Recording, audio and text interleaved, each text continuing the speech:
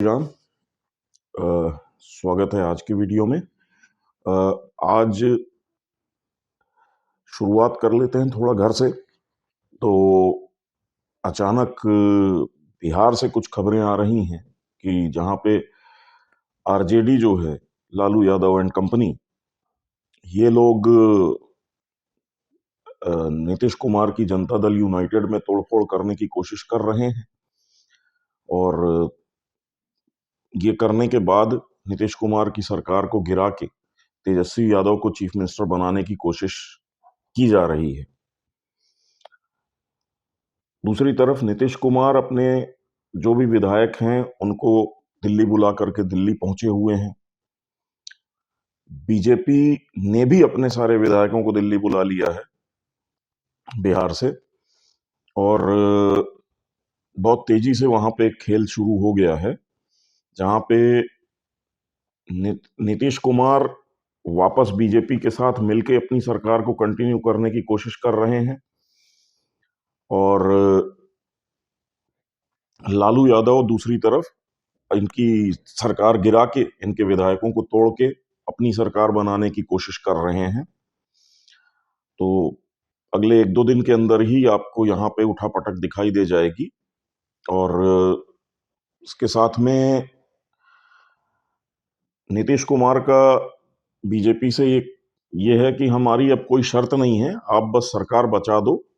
एक रेपुटेशन का सवाल हो गया है। और बीजेपी इनको शायद ये कह रही है कि ठीक है, आपको हम राज्यपाल बना देंगे कहीं गोवा का या कहीं और का, और आप राज्यपाल बन के कहीं चले जाइएगा, कोई दिक्कत नहीं है, आपको राजभवन मिलेगा और सारी फैसिलिटीज मिलेंगी, और यहाँ पे हम अपने हिसाब से सीएम वगैरह बना लेंगे। बीजेपी का ये कहना है।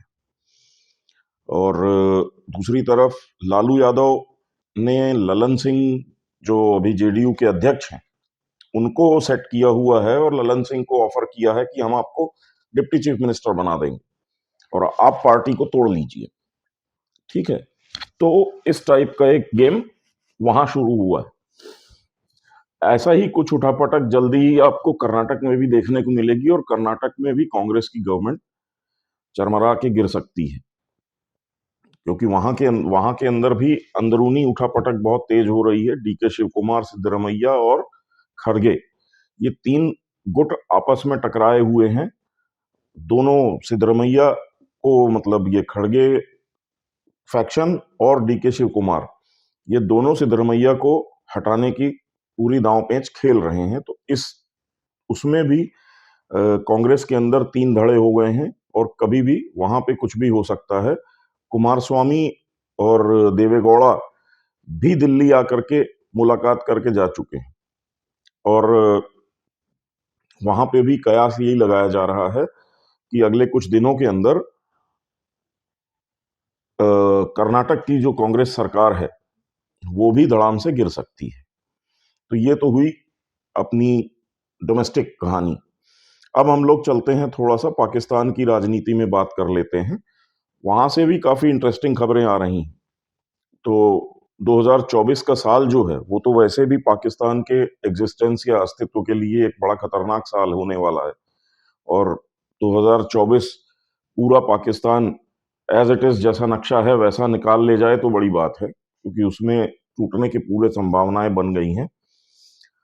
अब वहां हो क्या रहा है कि वहां दो प्लान्स का डिस्कशन हो रहा है, और इस दो प्लान को समझिएगा तो आपको समझ में आएगा कि पाकिस्तान के अंदर कितनी खतरनाक स्थिति पैदा हो चुकी है। तो हुआ ये कि जब शहबाज शरीफ की सरकार थी, इमरान खान को जाने के बाद बाजवा ने शहबाज शरीफ को प्राइम मिनिस्टर बनाया था। उसके बाद बाजवा साहब ऑलरेडी, क्योंकि 3 साल का एक्सटेंशन ले चुके थे, और उसके अलावा क्या है कि बाजवा को ये दिखने लगा था कि अब सिचुएशन जो है पाकिस्तान आर्मी के अंदर वो आउट ऑफ कंट्रोल टाइप की हो रही है, तो उन्होंने हट जाना प्रेफर किया। अब बाजवा हट रहे थे तो नया जनरल बनना था, तो शरीफ खानदान क्योंकि प्राइम मिनिस्टर पे थे, तो डिसाइड उनको करना था कि जनरल किसको बनाया जाए। और ऐसे में आसिम मुनीर बाजी मार गए। आसिम मुनीर पहुंचे लंदन, और नवाज शरीफ के साथ उनकी मीटिंग्स हुई और उस मीटिंग में असीम मुनीर ने उनको कहा कि आप हमको जनरल बना दो। शहबाज शरीफ प्राइम मिनिस्टर थे, साइन प्राइम मिनिस्टर को करना होता अपॉइंटमेंट में। बदले में नवाज शरीफ का ये कहना था कि आपको हम जनरल बना देंगे, बदले में आपको ये करना होगा कि मेरे अगेंस्ट जितने भी केसेस हैं वो सब खत्म करवा के और मेरा रास्ता एज ए प्राइम मिनिस्टर आपको साफ करना पड़ेगा और मुझे प्राइम मिनिस्टर की पोस्ट तक लाने के लिए आप काम करेंगे। मैं प्राइम मिनिस्टर बन जाऊंगा तो बदले में आपको मैं एक्सटेंशन दे दूंगा, जैसे बाजवा को दिया था इमरान खान ने, और 3 साल का मैं आपको एक्सटेंशन दे दूंगा या 1-1 साल का देता रहूंगा और आप मेरी गवर्नमेंट जो है उसको सपोर्ट करते रहेंगे, संभाले रहेंगे, उसको गिरने नहीं देंगे।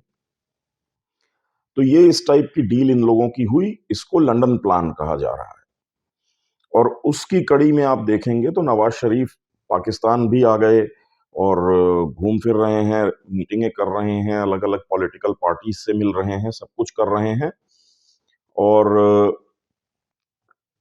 अचानक इलेक्शंस भी डिक्लेयर हो गए, सब कुछ हो गया और पाकिस्तान आर्मी ने एक क्रैकडाउन बनाया हुआ है इमरान खान के ऊपर और इमरान खान की पार्टी के ऊपर, और एक के बाद एक इमरान खान को केसेस में बुक किया जा रहा है। उनकी पार्टी का जो चुनाव चिन्ह है वो खत्म कर दिया गया है। तो वो कोशिश पूरी कर रहे हैं आसिम मुनीर की नवाज शरीफ जीत जाएं और इमरान खान किसी तरीके से चुनाव के खेल से बाहर हो जाएं। तो ये लंदन प्लान चल रहा है। अब यहां पे आते हैं तो दूसरा इसके काउंटर में आया है चकवाल प्लान। चकवाल प्लान को चालू किया हुआ है फैज हमीद ने, जो पिछले आईएसआई चीफ थे और वो जनरल बनना चाहते थे असीम मुनीर की जगह।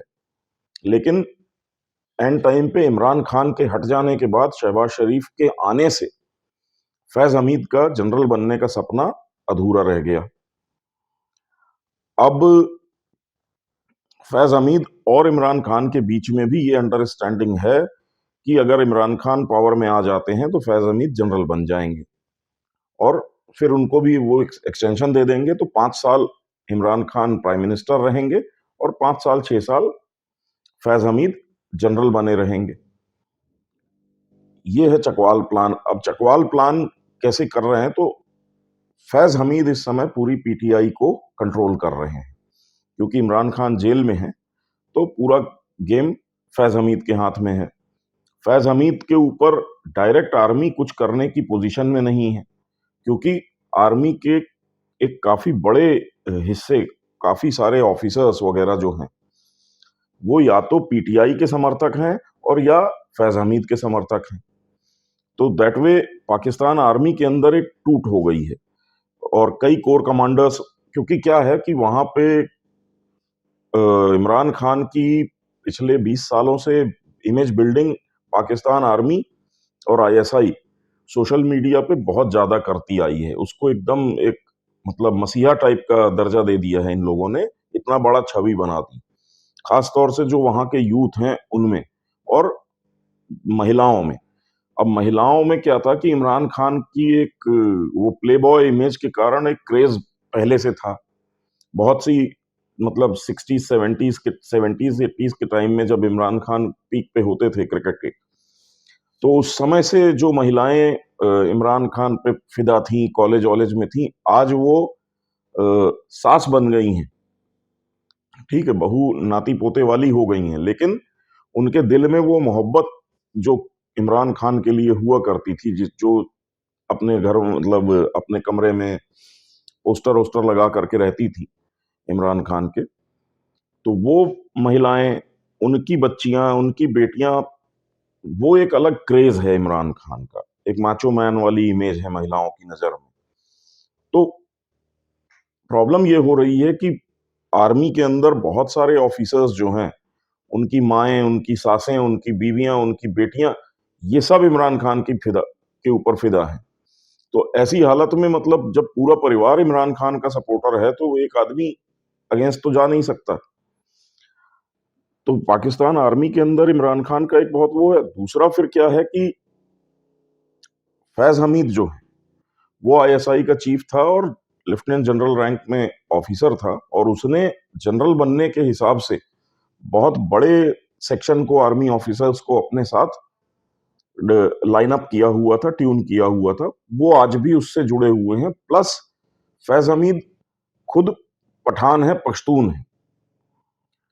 इमरान खान भी खुद को पठान कहता है, पश्तून कहता है, और 15 से 20% के करीब पाकिस्तान आर्मी के अंदर पठान या पश्तून लोग हैं। इनका सपोर्ट भी इनको मिला हुआ है। अब फैज हमीद जिस जगह का रहने वाला है, जिस गांव या शहर का रहने वाला है, चकवाल नाम है। तो अब उसने एक चकवाल प्लान बनाया हुआ है। चकवाल प्लान में उन्होंने ये किया हुआ है कि पीटीआई के लोगों को बोला है कि आप लोग ज्यादा से ज्यादा नॉमिनेशन फाइल करो चुनावों के लिए। तो कुल पाकिस्तान में 28,000 लोगों ने अपना मतलब नॉमिनेशन डाला है ये आने वाले चुनावों के लिए। उस 28,000 में सबसे ज्यादा खुले रूप से पीटीआई के सपोर्टर्स हैं, जिनका 2500 लोगों का नॉमिनेशन हुआ है। मतलब एक सीट पे दो दो तीन तीन कैंडिडेट्स तक ने पीटीआई के ऑफिशियल लेटर्स पे नॉमिनेशन डाला हुआ है। इसके अलावा बहुत सारे लोग ऐसे हैं जिन्होंने निर्दलीय या इंडिपेंडेंट नॉमिनेशन किया हुआ है, और वो हैं पीटीआई के लोग। ये इन लोगों ने इस कैलकुलेशन से किया है कि कल को अगर पीटीआई को as a political party ban कर दिया जाता है, तो ये इंडिपेंडेंट लोग जो हैं ये लड़ लेंगे, क्योंकि फिर ये इनके जो ऑफिशियल कैंडिडेट्स हैं वो हो जाएंगे, प्रतिबंधित हो जाएंगे। या प्रशासन ने मान लीजिए कोई खामी निकाल करके इनके नॉमिनेशंस को कैंसिल कर दिया कि ये गलती है, वो खराबी है, ये नहीं एक्सेप्ट होगा। तो उस कंडीशन में ये जो निर्दलीय या इंडिपेंडेंट लोग हैं, ये चुपचाप अपना पहले ओके करा लेंगे नॉमिनेशन, और एक जैसे ही ओके हो जाएगा पीटीआई की तरफ से उनको अपना उम्मीदवार घोषित कर दिया जाएगा और वो चुनाव लड़ेंगे। एक तो ये है चकवाल प्लान में फैज हमीद की प्लानिंग, और उसमें फर्स्ट स्टेज में वो सक्सेसफुल इसलिए हो गए हैं कि 2500 तो ऑफिशियल पीटीआई के लोगों ने नॉमिनेशन भरा है, जिसके सामने अगर आप कंपेयर करें तो इनकी नवाज शरीफ की मुस्लिम लीग नून जो है उसके 2100 लोग हैं। तो यहां पे ही ये लोग आगे निकल चुके हैं नॉमिनेशन के मामले में। तो पहली जो एक हर्डल थी, जो एक खतरा था इनको कि चुनाव लड़ने नहीं दिया जाएगा, तो अब तो ऐसा दिख रहा है कि हर सीट पे इमरान खान की पार्टी का कोई ना कोई व्यक्ति लड़ेगा चुनाव। उससे तो नहीं रोक पा रहे हैं। चुनाव चिन्ह हटा दिया गया है, तो इनको दूसरा कोई चुनाव चिन्ह दिया जाएगा। वहां इनको ज्यादा दिक्कत इसलिए नहीं है क्योंकि सोशल मीडिया पे यूथ में इन लोगों की इतनी तगड़ी पकड़ है कि हर सीट पे अगर अलग चुनाव चिन्ह पे भी इनके आदमी लड़ेंगे तो वो अवेयरनेस फैल जाएगी तुरंत कि किसको वोट देना है, किस चुनाव चिन्ह को वोट देना है। तो ये तो एक हो गया। दूसरा इन्होंने बोला है कि आपको रोज हर सीट के अंदर, हर एरिया के अंदर बाइक रैलीज निकालनी है। उससे युवाओं को मोटिवेशन होगा, युवा जुड़े हुए दिखाई देंगे पार्टी के साथ। तो ये लोग भी अपनी तरफ से तैयारियां कर रहे हैं। और अब सिचुएशन ये हो गई है कि एक तरफ लंदन प्लान है जिसमें आसिम मुनीर और नवाज शरीफ साथ में है, और दूसरी तरफ चकवाल प्लान है जिसमें फैज हमीद और इमरान खान साथ में है। अब इसमें तीसरा एक ग्रुप बन रहा है नदीम अंजुम का, जो मौजूदा आईएसआई चीफ है। अब नदीम अंजुम का सपना ये था कि आसिम मुनीर हटेगा तो मैं जनरल बनूंगा। अब उसको जब से ये पता चला है कि लंदन प्लान के तहत आसिम मुनीर को नवाज शरीफ ने ये गारंटी या अश्योरेंस दी हुई है कि अगर वो प्राइम मिनिस्टर बनेंगे तो आसिम मुनीर को वो एक्सटेंशन दे देंगे। अब उसको एक्सटेंशन मिल जाएगा तो नदीम अंजुम नहीं बन पाएंगे जनरल, रिटायर हो जाएंगे। तो नदीम अंजुम भी अंदर अंदर आसिम मुनीर के खिलाफ हो गए हैं। तो वो भी काफी हद तक एंटी काम कर रहे हैं। इसमें कई जगहों से ये बोला जा रहा है कि जो पाकिस्तान आर्मी और फोर्सेस के ऊपर हमले हो रहे हैं लगातार बलूचिस्तान में और केपीके में, तो इनकी इंफॉर्मेशन जो है वो पूरी आईएसआई से अंदर से आ रही है। कभी इनको नदीम अंजुम ग्रुप की तरफ से इंफॉर्मेशन मिलती हैं और कभी इनको फैज हमीद वाला जो ग्रुप है वो भी आज की डेट में भी आईएसआई के अंदर काफी मजबूत है। तो उनसे काफी इंफॉर्मेशन लीक हो रही है और उसका फायदा उठा करके ये केपीके में टीटीपी वाले और बलूचिस्तान में बीएलए वगैरह, तो ये लोग लगातार पाकिस्तान आर्मी के ऊपर हमले किए जा रहे हैं। तो पाकिस्तान की स्थिति देखा जाए तो इस समय इतनी तेजी से बिगड़ती हुई चली जा रही है। और अभी कल शाह महमूद कुरैशी जो पाकिस्तान तहरीक इंसाफ पीटीआई के इमरान खान का इमरान खान के बाद आप कह सकते हैं कि नंबर 2 के बड़े लीडर हैं और 2 बार फॉरेन मिनिस्टर रह चुके हैं। और नॉर्मली उनको पाकिस्तान आर्मी या एस्टेब्लिशमेंट का खास माना जाता था। तो शाह महमूद कुरैशी को जेल में डाल रखा था। जेल में डालने के बाद सुप्रीम कोर्ट से उनकी बेल हो गई और 2 जज या 3 जजेस की बेंच ने उनकी बेल अप्रूव की। जैसे ही उनकी बेल अप्रूव हुई है और वो जेल से बाहर निकलने लगे हैं, उनको दोबारा किसी दूसरे केस में गिरफ्तार कर लिया और फिर अंदर कर दिया है। अब ये वीडियो जो है, ये काफी तेजी से वायरल हो रहा है पूरे पाकिस्तान के अंदर। और इस वीडियो में मतलब ये दिखाया जा रहा है कि देख लो, और पाकिस्तान की आर्मी जो है वो कितना नाइंसाफी कर रही है पीटीआई के नेताओं और बाकी लोगों के ऊपर।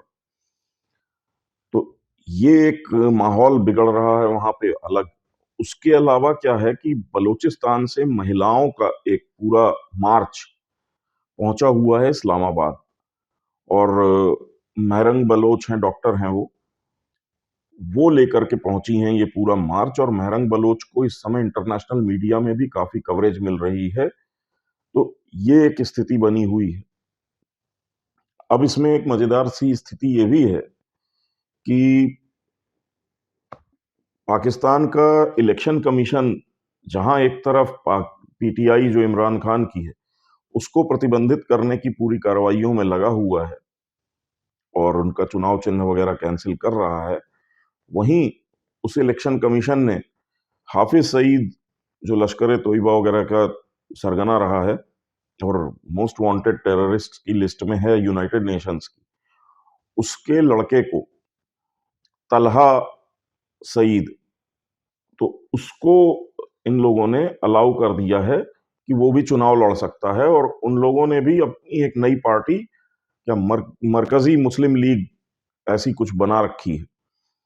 और ये हर बार एक नया नया ऑर्गेनाइजेशन, नई संगठन, नई संस्था का नाम लेकर के आ जाते हैं जब पुरानी वाली पे इनके होने लगता है, इंटरनेशनल प्रेशर आने लगता है, तो ये नई ऑर्गेनाइजेशन बना लेते हैं। तो अभी इन लोगों ने मरकजी मुस्लिम लीग बनाई है जिसमें तलहा सईद चुनाव लड़ने जा रहा है, जो हाफिज सईद का बेटा है और आगे जा करके उसका वारिस है। यहाँ ये बता दूं आपको कि हाफिज सईद की जो ये ऑर्गेनाइजेशंस हैं, साल भर में ये करीब करीब पाकिस्तान में और बाहर से 5,000 करोड़ का चंदा वसूल लेती हैं।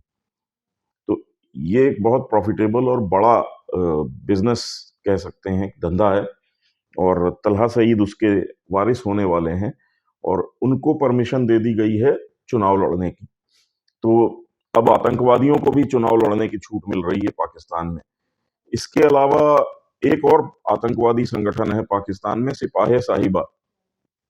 तो सिपाही साहिबा करके, साहिबा साहिबा क्या है पता नहीं, गॉड नोज, इसी इससे इसे मिलता जुलता नाम है। उनको भी चुनाव लड़ने की परमिशन मिली।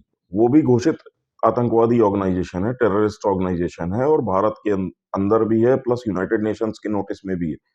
वो भी चुनाव लड़ने वाले हैं। तहरीके लब्बैक पाकिस्तान आतंकवादियों से थोड़ा सा कम कट्टर जिहादी ऑर्गेनाइजेशन है। कट्टर मुस्लिम और कट्टर जिहादी जाहिलों का झुंड है, वो भी चुनाव लड़ने वाले हैं।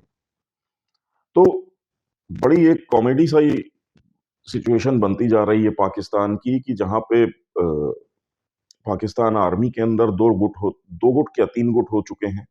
फैज हमीद बाहर बैठ करके हिस्सा कंट्रोल करता है पाकिस्तान के ऑफिसर्स और उनकी फैमिलीज का, जो इमरान खान के लॉयल हैं। आसिम मुनीर जनरल होकर के कंट्रोल कर रहा है, और नदीम अंजुम। तो नदीम अंजुम इस चक्कर में बैठा है कि ये आसिम मुनीर टिका रहा या नवाज शरीफ आ गया तो इसको एक्सटेंशन दे देगा और मेरा जनरल बनने का ख्वाब फिर टूट जाएगा। तो वो बेचारा जो है, उसके लिए दोनों तरफ से मरण है, क्योंकि अगर इमरान खान आ गया तो हालांकि अब फैज हमीद रिटायर हो गए हैं तो वापस उनका नौकरी में आकर के जनरल बनना पॉसिबल नहीं है। तो हो सकता है नदीम अंजुम को जनरल बनाने का ऑफर फैज हमीद की तरफ से आया हो। तो और क्योंकि दोनों आईएसआई के, ये अभी करंट चीफ है, वो पिछला चीफ था, तो इन लोगों की आपस में कुछ ट्यूनिंग हो गई हो। तो अब जो खेल हो गया है वो ये हो गया है कि पाकिस्तान में आईएसआई एक तरफ हो गई है, आर्मी एक तरफ हो गई है, और आर्मी के अंदर भी एक हिस्सा जो ऑफिसर्स का है, ऑलमोस्ट 40-50%, उनका लॉयलिटी इस तरफ है, मतलब फैज हमीद वाले गुट की तरफ है। तो ये एक बड़ी कॉमिक, मतलब खतरनाक सी सिचुएशन बनती जा रही है पाकिस्तान के अंदर। और अगर कहीं कोई अब यहां से कोई भी गुट एक दूसरे की अगेंस्ट में कोई पॉलिटिकल असैसिनेशन या इस टाइप के काम करने लगता है तो ये बहुत तेजी से एकदम वायलेंट सिचुएशन में इरप्ट हो जाएगा। और जिस हिसाब से वहां पे ये अननोन गनमैन धड़ाधड़ टेररिस्ट और दूसरे लोगों को मारते फिर रहे हैं और 30-35 को मार चुके हैं, तो उससे वहां पे असैसिनेशन तो लगातार चल रहे हैं। वो माहौल बना हुआ है जिसमें अभी हाल में दाऊद इब्राहिम तक की खबर आई थी कि उसको भी पॉइजन कर दिया गया। तो उसको देखा जाए तो ये कोई बड़ी बात नहीं है कि कल को नवाज शरीफ या नवाज शरीफ के नजदीकी किसी नेता या इमरान खान के नजदीकी या किसी नेता या इनके फैमिली मेंबर्स किसी के ऊपर कोई अटैक हो जाए, कुछ हो जाए, या किसी सीनियर आर्मी ऑफिसर के ऊपर कोई अटैक हो जाए। तो अब वो वाली स्थितियां बनने लगी हैं, और दोनों तरफ क्योंकि आर्मी के लोग आमने सामने होते जा रहे हैं धीरे धीरे, तो ये सिचुएशंस कभी भी वो हो सकती हैं। अभी हाल में एक खबर आई थी कि किसी कोर कमांडर लेवल के ऑफिसर ने अपने जूनियर एक हवलदार लेवल के बंदे को डांटा था इसलिए कि वो ड्यूटी पे बैठ के मोबाइल से खेल रहा था, और वो चीज उस हवलदार को इतनी नागवार गुजरी कि उसने गन उठा करके कोर कमांडर साहब को ही ठोक दिया, गोली मार दी, निपट गए कमांडर साहब। तो पाकिस्तान आर्मी के अंदर एक फ्रस्ट्रेशन, एक गुस्सा, एक खींच अलग लेवल पे है। दूसरा क्या हो रहा है कि जो मैं आपको बार बार बोलता हूं, इंडिया ने इसमें बड़ा अच्छे से खेल खेला है। वो ये खेला है कि इंडिया ने तालिबान के साथ एक कम्युनिकेशन स्थापित कर लिया, डायरेक्ट बातचीत शुरू कर ली, और तालिबान को इस चीज के लिए कन्विंस किया कि उनके एरिया में जो ड्रग्स की खेती, ये जो अफीम वगैरह की खेती होती है जिससे ड्रग्स की प्रोसेसिंग और सब कुछ होता है, तो इंडिया ने उनको ये बोला कि यार इससे आपको क्या फायदा होने वाला है, आपको इससे जो पैसा या कमाई या मुनाफा होता है वो कोई बहुत ज्यादा नहीं है, और उसको हम किसी तरीके से कंपनसेट कर देंगे या लेवल कर देंगे, प्लस हम आपको राशन पानी, खाना वाना और दवाइयां, ये सारी सप्लाई जारी रखेंगे। आप लोग ये अफीम की खेती बंद करो।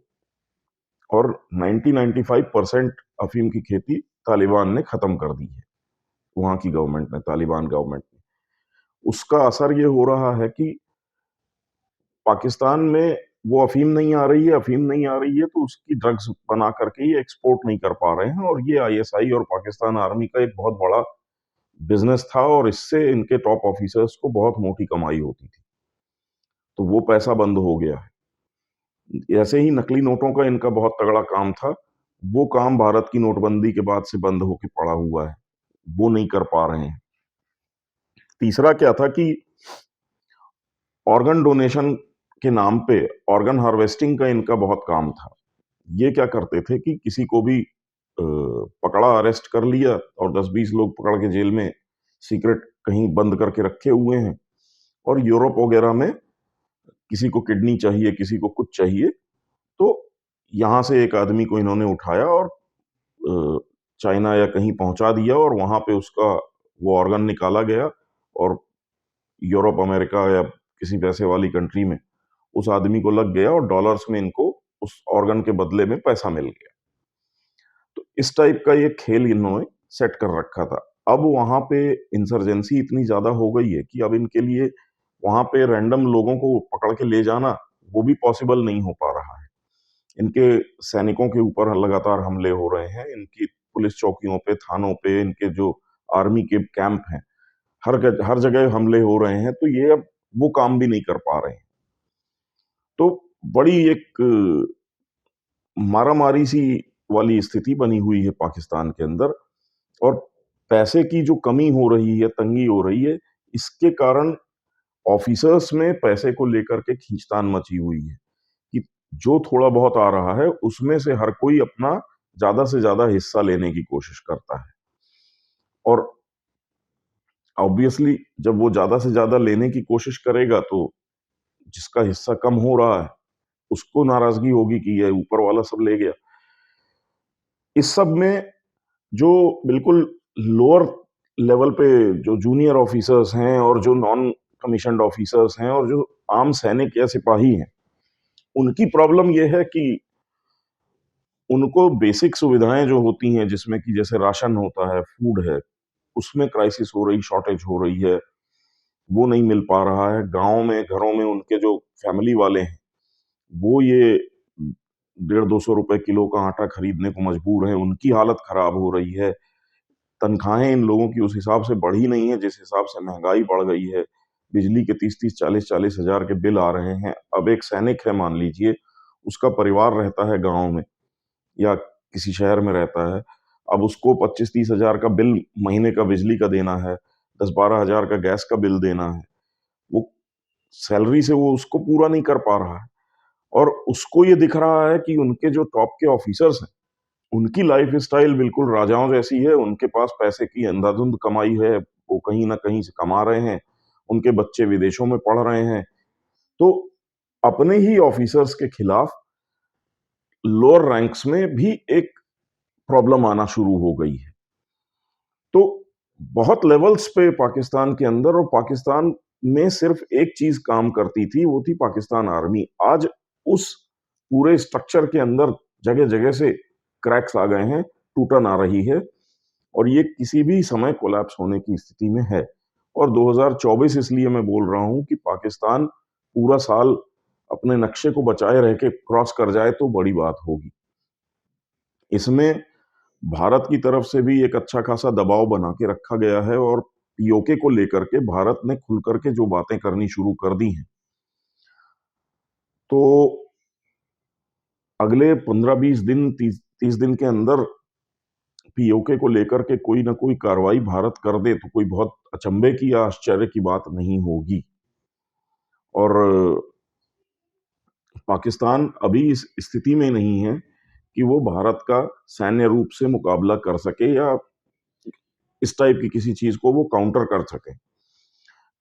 एक हिचक जो होती वो ये होती कि इनके पास एटम बॉम्ब्स हैं और अगर कुछ भारत इस टाइप का करेगा तो ये लोग मजबूर होकर के, या क्योंकि लड़ने की हालत में तो है नहीं, तो ये एटम बम की धमकी देंगे या एटम बम का प्रयोग करने की कोशिश करेंगे। तो मुझको ऐसा लगता है कि इनके एटम बम का जो पूरा जखीरा है उसको भी अमेरिका अपने कंट्रोल में ले चुका है।